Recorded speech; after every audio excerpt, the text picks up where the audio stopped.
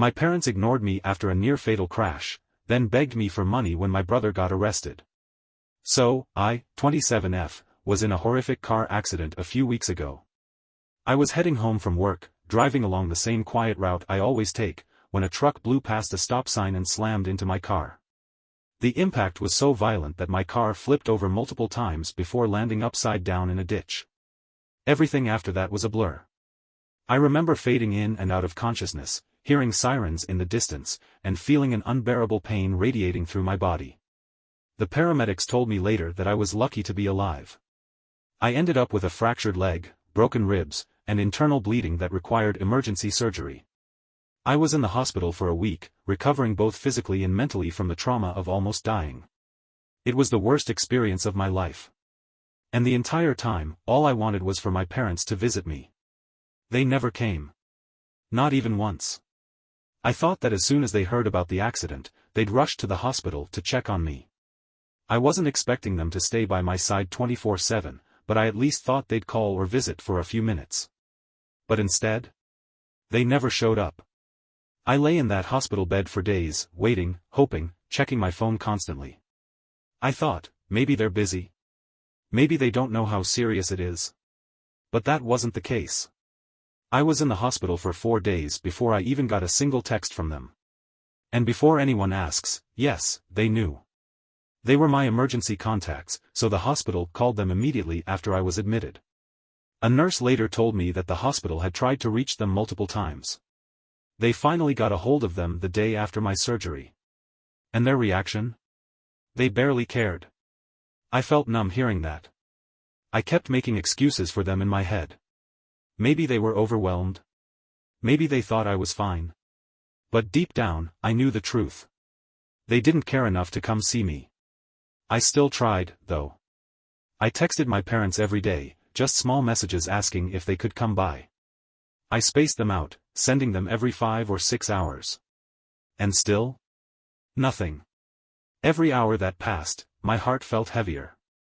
I was in so much pain, both physically and emotionally. All I wanted was to see my own family. To feel like I mattered. But the silence from them was louder than anything. Thankfully, my friends from out of state reached out to a few of my extended family members who lived nearby. So I wasn't completely alone. But my own parents? They were nowhere to be found. The real reason they ignored me? My brother's award ceremony. On day 6 of my hospital stay, a family friend came to visit. She sat by my bed, chatting with me about random things, trying to cheer me up. And then, casually, she said something that made my stomach drop. "It's such a big week for your family. First your brother's award, now you getting better, it must be such a whirlwind for them." I blinked at her, confused. "Wait, what award?" She frowned. "Oh, you didn't hear? Liam won a huge business award. Your parents have been talking about it non-stop on Facebook." My heart sank. That was why they hadn't come. My parents weren't too busy. They just chose to prioritize my brother's stupid award ceremony over checking on their daughter who had just survived a near-fatal crash. I felt physically sick. My brother, Liam, 29M, had always been the perfect one. The one who could do no wrong. The star of the family. Ever since we were kids, everything he did was celebrated. Perfect grades. Brilliant. Captain of the soccer team. Amazing. Got a full scholarship. What a genius. Meanwhile, I was just there. I did well in school, but it was never enough. If I got a 90% on a test, my parents would say, "Why not 100%? If I had an achievement, they'd compare it to something Liam had done and act like mine didn't matter. As we got older, nothing changed. Liam got a high-paying job in finance. My parents bragged about him constantly. Whenever we had family gatherings, it was always, "Oh, Liam just got promoted. Liam's boss loves him. Liam is doing so well." Meanwhile, I barely existed. So when I found out that they had skipped seeing me in the hospital because they were too busy celebrating him, it was like a slap in the face. No, it was a punch straight to my gut. I finally called them out. I sent them a long text. I told them that I couldn't believe they had chosen my brother's award over my health. That I had waited for days for them to care, only to find out they had been posting about Liam on Facebook instead. For the first time since my accident, they actually replied. And I honestly wish they hadn't. Because everything they said only hurt me more. They didn't apologize. They didn't even try to explain. Instead, they said things like, Liam's award was a once-in-a-lifetime achievement. It didn't make sense to waste time visiting when he was making the family proud. That was when something inside me snapped. I had always known I was second place. That no matter what I did, Liam would always come first. But hearing them say it outright made me feel worthless. Like I was just an afterthought. I didn't even reply. I just stared at my phone, feeling this cold, empty feeling in my chest. It hurt so much I thought I might actually start crying. But I didn't. Instead, I made a decision. A decision that, for once, put me first. I was done. If my parents didn't care about me, then I wasn't going to waste another second caring about them. After my parents made it clear that I wasn't as important as my brother's award, I did something I should have done years ago. I stopped trying. I stopped texting them. I stopped begging for scraps of affection. And you know what? They didn't even notice. Not once did they check in to see how I was recovering. Not once did they ask if I needed help. It was as if I didn't exist. And that should have hurt me. But after years of being pushed aside, I just felt numb. A week passed. I was finally discharged from the hospital. I was still in rough shape, walking with crutches, barely able to breathe properly with my broken ribs. But I was excited to just go home, rest, and be done with my family drama. That hope lasted all of 5 minutes. Because the moment I arrived at my apartment, I saw them. My parents. Standing outside my door, waiting for me. At first, I was stunned.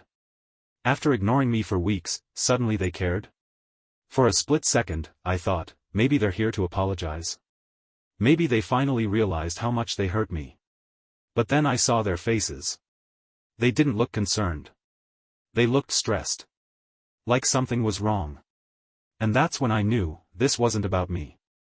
I barely had time to unlock my door before my mom burst into tears. We need your help. Liam's in trouble. I stood there, still holding my crutches, not sure if I was hearing things.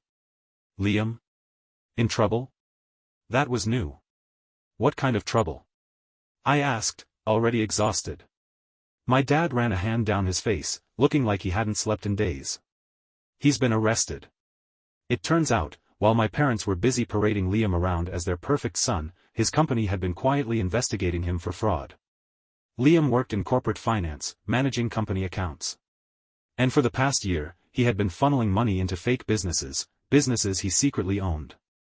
It started small. A few thousand here, a few thousand there.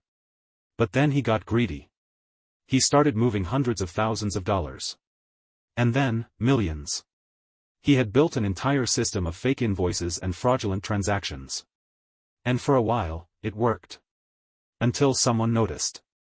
An employee caught a suspicious transaction and reported it to their higher-ups. That triggered an internal investigation. And within weeks, they had all the evidence they needed. Forgery. Embezzlement. Money laundering. Everything. His company didn't even hesitate. They turned it over to the authorities. And just like that, Liam was arrested. My mom was still sobbing in my doorway. They denied his bail.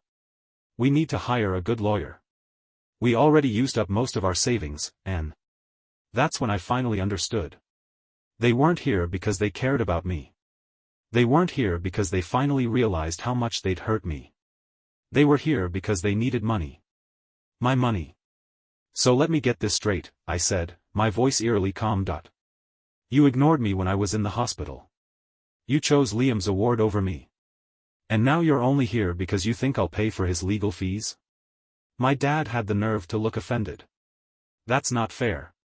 Oh, it's not fair? I laughed bitterly. You left me in the hospital to rot, but now that your favorite is in trouble, suddenly I matter? He's your brother, my mom sniffled. Family helps each other. That made me see red. No, Mom. You only believe in family when it benefits Liam. I could barely stand on my damn crutches, and yet here they were, expecting me to fix Liam's mess. And the worst part? I could tell they felt entitled to it. Like I somehow owed them. Like I was obligated to save Liam, just because I happened to be their daughter.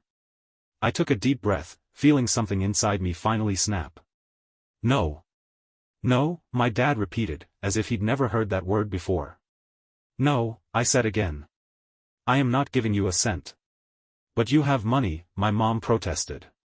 You work in project management. Exactly. I cut her off. I earned it. I built my career without your help. And I'm not using it to bail out a brother who never gave a damn about me. That's when my dad lost it. He started ranting about how I was selfish. How I was turning my back on my family. How I would regret this one day. But I just stood there, staring at them, realizing something for the first time in my life. I didn't care anymore. I was done being the backup plan. I was done being their last resort. I was done being the forgotten child, until they needed something. So I did the only thing I could. I turned around, stepped inside my apartment, and shut the door in their faces. I could still hear my mom crying. My dad muttering angrily under his breath. But I didn't care. For the first time, I felt free. And it felt amazing.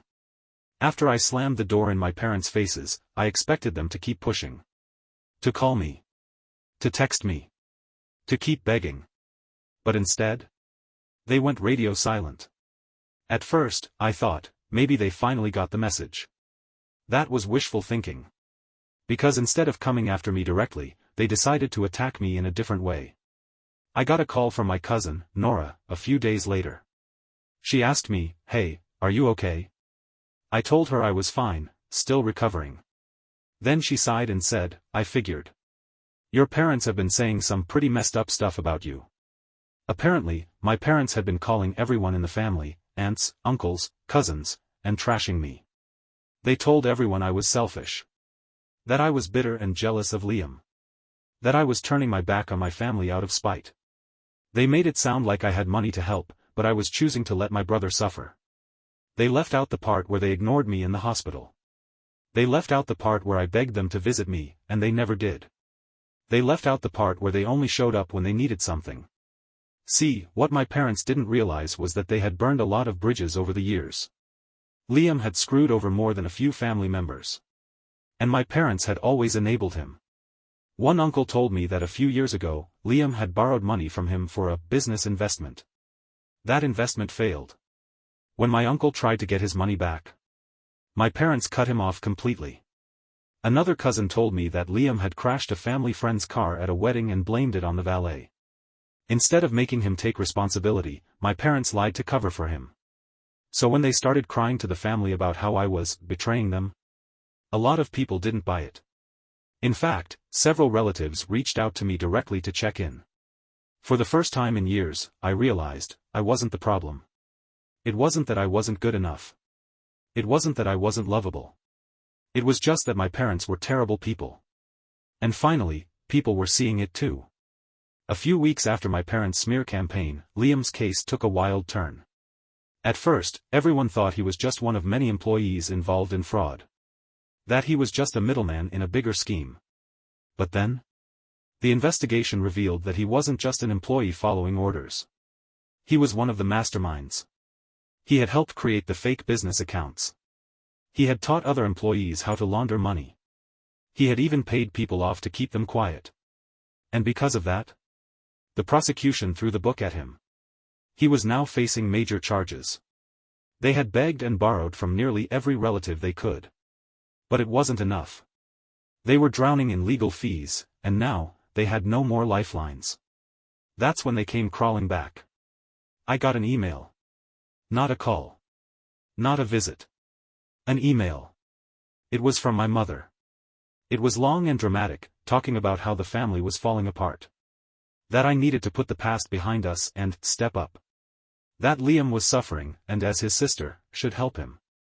That if I gave them money for legal fees, I could still fix this. I stared at my phone for a long time. And then I laughed. Because even after everything, they still didn't get it. They weren't sorry. They weren't apologizing for how they treated me. They were only reaching out because they were desperate. And that? That was the final straw. I replied with exactly one sentence. You made your choice, now live with it. Then I blocked their numbers. I blocked them on everything. I even told my apartment's front desk not to let them in if they ever showed up. And you know what? It felt amazing. For the first time, I was free. Liam took a plea deal. Instead of 15+ years, he got 5 years with probation. And my parents? They've lost almost everything. They spent so much money trying to save Liam that they ended up in debt. They've alienated most of our family. And me? I finally feel at peace. I've reconnected with family members who actually care about me. I no longer waste my energy trying to win the love of people who were never going to give it. For years, I thought something was wrong with me. That maybe if I was smarter, more successful, more like Liam, my parents would finally see me. But now I realize. I was never the problem. They were. And I'm finally free from them. And it feels so damn good. Thank you for watching the video, like it if you watched the video to the end and don't forget to subscribe. Have a nice day.